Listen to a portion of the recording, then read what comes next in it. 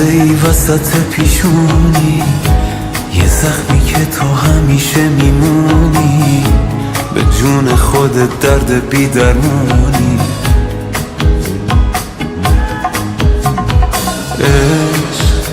یه غم قشنگ پرطرفداری، حیف تو فقط که مردم آزاری، میای و میری چه بیکاری. آها یالی جنابش،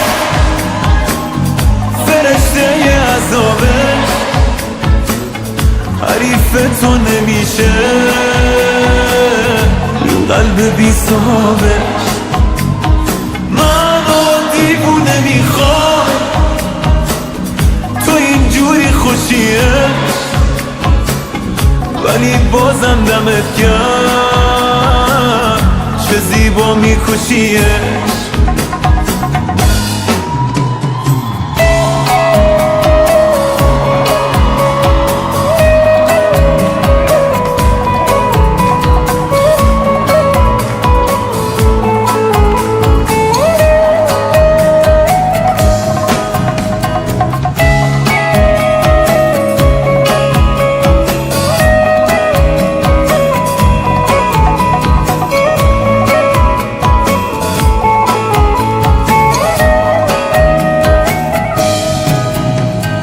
عشق با تو هم کلیه هر جایی، اول میکشونی کنج تنهایی، بعد خودت واسم میخونی لالایی.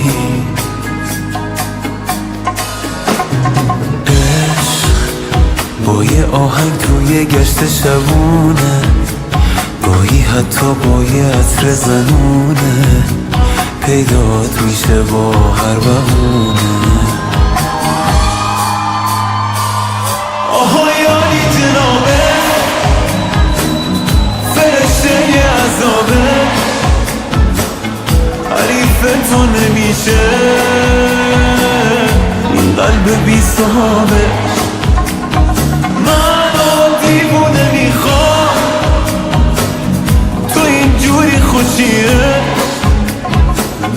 ولی بازم دمت گرم